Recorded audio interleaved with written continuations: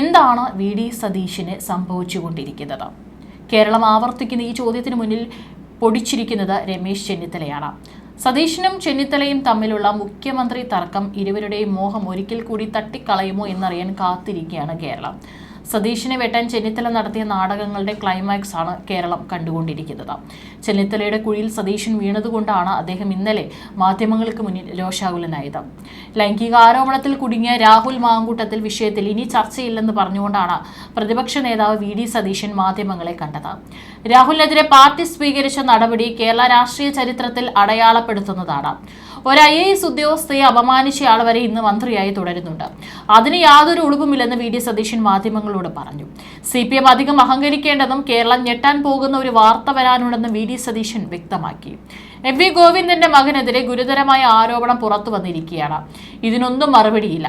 CPM നേതാക്കൾക്കും മന്ത്രിക്കും ഉൾപ്പെടെ കളങ്കിത വ്യക്തിയായ രാജേഷ് കൃഷ്ണ പണം കൊടുത്തിരിക്കുന്നു എന്ന ആരോപണം വന്നിരിക്കുന്നു. അത് ചർച്ചയാകാതിരിക്കാൻ വേണ്ടിയാണ് രാഹുലിന്റെ രാജി ആവശ്യപ്പെട്ട് നടത്തുന്ന പ്രതിഷേധം. റേപ്പ് കേസിൽ പ്രതിയായ ആൾ അവിടെ ഇരിക്കുകയാണ്. ലൈംഗിക അപവാദ കേസിൽ പ്രതികളായ എത്ര മന്ത്രിമാരുണ്ട്? അവരെയൊക്കെ ആദ്യം പുറത്താക്കുക. റേപ്പ് കേസിൽ പ്രതിയായ MLA രാജിവെക്കാൻ പറ. BJP-കാരുടെ പ്രത്യേക കാര്യം പറയാനുണ്ട്. കാളയുമായി കന്റോൺമെന്റ് ഹൗസിലേക്ക് പ്രകടനം നടത്തി. ആ കാളയെ കളയരുത്. അതിനെ പാർട്ടി ഓഫീസിന്റെ മുറ്റത്ത് കെട്ടിയിടണം. അടുത്ത ദിവസം BJP-ക്ക് ആവശ്യം വരും. ആ കാളയുമായി രാജീവ് ചന്ദ്രശേഖരന്റെ വീട്ടിലേക്ക് പ്രകടനം നടത്തേണ്ട സ്ഥിതി പെട്ടെന്നുണ്ടാകും. CPM-നോട് ഒരു കാര്യം അധികം കളിക്കരുത്. കേരളം ഞെട്ടിപ്പോകുന്ന വാർത്ത വരുന്നുണ്ട് എന്നാണ് വി.ഡി. സതീശൻ പറഞ്ഞത്.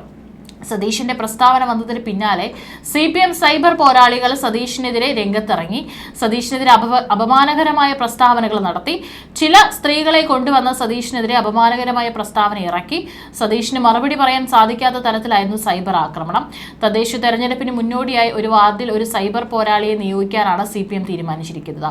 സാമൂഹിക മാധ്യമങ്ങൾ കൈകാര്യം ചെയ്യുന്നവരെ കണ്ടെത്തി തീവ്ര പരിശീലനം നൽകാനാണ് തീരുമാനം. CPM-ന്റെ സമൂഹ മാധ്യമ കൂട്ടായ്മ ഇതിനായി ഒരു പുസ്തകം തന്നെ തയ്യാറാക്കിയിട്ടുണ്ട്. MV നികേഷ് കുമാറിനാണ് ചുമതല. ഇത്തരത്തിൽ കഠിനമായ പരിശീലനത്തിലൂടെ വരാൻ പോകുന്ന തെരഞ്ഞെടുപ്പുകൾക്ക് മുമ്പിൽ നിർഭയമായി നേരിടാൻ ഒരുങ്ങുന്ന CPM-ന് മുൻപിൽ കോൺഗ്രസ് വിയർത്തൊലിക്കുകയാണ്. തങ്ങൾക്കൊപ്പം ഉണ്ടായിരുന്ന ഒരു മുന്നണി പോരാളിക്ക് അപകടം സംഭവിച്ചപ്പോൾ നേതാക്കൾ മാറി നിന്ന് എന്ന ആക്ഷേപം കോൺഗ്രസിന്റെ സമുന്നത നേതാക്കൾ വന്ന് ഭവിച്ചു കഴിഞ്ഞു. ഇതിലും ദോഷം സംഭവിച്ചിരിക്കുന്നത് സതീശന് തന്നെയാണ്. കാരണം സതീശനാക്കിയത് ഷാഫി പറമ്പിലും രാഹുൽ മാങ്കൂട്ടവും ചേർന്നുള്ള യുവ തുർക്കികളാണ്. ഒരു പ്രതിസന്ധി ഉണ്ടായപ്പോൾ സതീശൻ കൂടെ നിൽക്കാത്തത് അവരെ അമ്പരപ്പിച്ചു. ചെന്നിത്തലയ്ക്കാകട്ടെ തനിക്കൊപ്പമുള്ള നേതാക്കളെ ഒപ്പം തന്നെ നിർത്തുന്നുണ്ട്.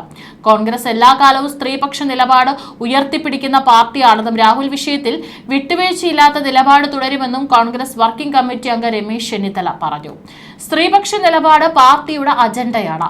ആരോപണ വിധേയനായ രാഹുൽ മാങ്കൂട്ടത്തിലെ പാർട്ടിയിൽ നിന്ന് സസ്പെൻഡ് ചെയ്യാൻ നേതൃത്വം ഐക്യകണ്ഠ്യേന എടുത്ത തീരുമാനങ്ങളാണ്. ഇത്തരം വിഷയങ്ങളിൽ കോൺഗ്രസിന് വിട്ടുവീഴ്ചയില്ല. എന്നാൽ CPM എല്ലാ കാലത്തും സ്ത്രീ പീഡകർക്ക് കൂടാരം ഒരുക്കുന്ന പാർട്ടിയാണ്.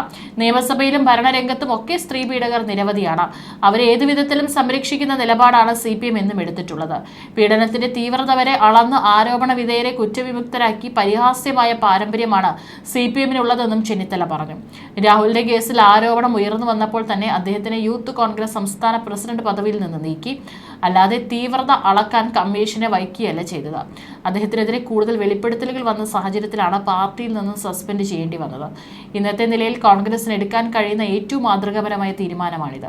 അഭിപ്രായങ്ങൾ തുറന്നു പറയാൻ എല്ലാവർക്കും സ്വാതന്ത്ര്യം നൽകുന്ന പാർട്ടിയാണ് കോൺഗ്രസ്. സ്വന്തം അഭിപ്രായങ്ങൾ പറഞ്ഞതിന്റെ പേരിൽ ഉമാ തോമസ് MLA അടക്കമുള്ള നേതാക്കൾക്കെതിരെ നടക്കുന്ന സൈബർ ആക്രമണത്തെ ശക്തമായി അപലപിക്കുന്നു.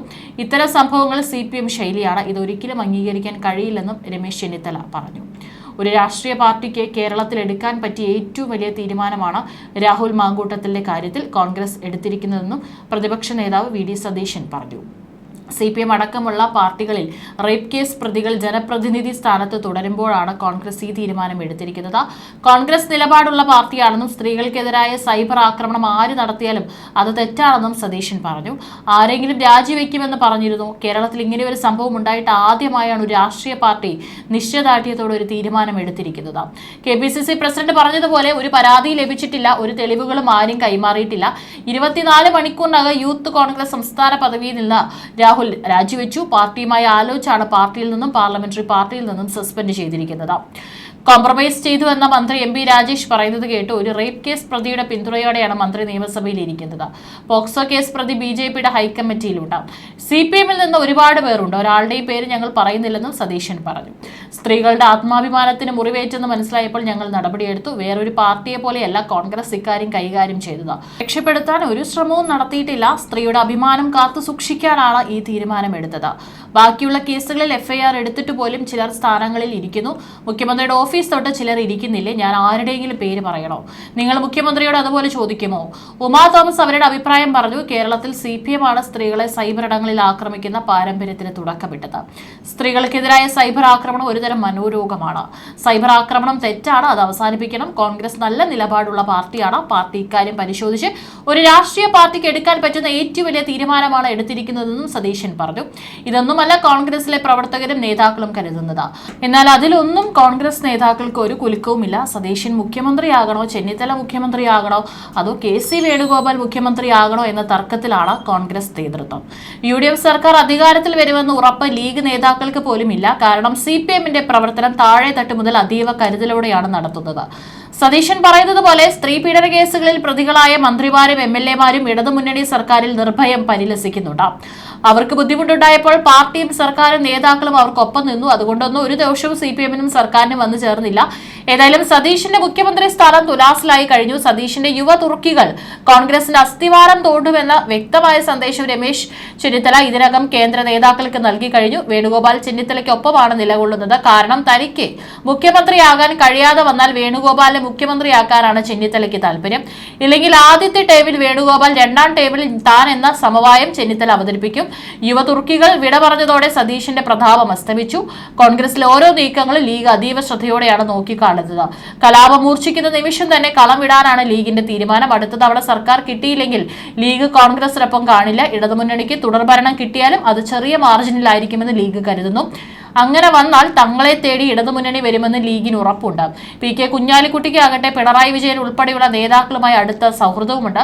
രാഹുൽ ഗാന്ധിയെ സംബന്ധിച്ചിടത്തോളം ലീഗ് ഇടതുമുന്നണിയായാലും വലതുമുന്നണിയായാലും പ്രശ്നമില്ല. കാരണം രണ്ട് UPAയുടെ ഭാഗം തന്നെയാണ്. ഏതായാലും സതീശന്റെ വീഴ്ച തികച്ചും അപ്രതീക്ഷിതമാണ്. യുവ തുർക്കികൾ അദ്ദേഹത്തെ കൈവിട്ടു. സതീശന്റെ കഥകൾ CPM അണിയറയിൽ തയ്യാറാക്കി. നിയമസഭാ തെരഞ്ഞെടുപ്പിന് മാസങ്ങൾ മാത്രം ശേഷിക്കെ കഴിഞ്ഞ 5 കൊല്ലം പ്രതിപക്ഷത്തെ സ്ഥിരമായി നയിച്ച സതീശൻ 2026 വഴിയാധാരമായാൽ അതിനുള്ള ഏക മറുപടി അദ്ദേഹത്തെ എല്ലാവരും കൈവിട്ടു എന്നത് തന്നെയായിരിക്കും. കാരണം സതീശന്റെ ശരീരഭാഷ അദ്ദേഹത്തിന് പലതരത്തിൽ വിനയായി മാറാറുണ്ട്. ചെന്നിത്തലയും ഉമ്മൻചാണ്ടിയും പിന്തുടരുന്ന ശരീരഭാഷയല്ല സതീശന്റേത്. കോൺഗ്രസിനെ സംബന്ധിച്ചിടത്തോളം ചെന്നിത്തലയുടെയും ഉമ്മൻചാണ്ടിയുടെയും മേവഴക്കമാണ് ഉത്തമമെന്ന് തിരിച്ചറിയാത്തതാണ്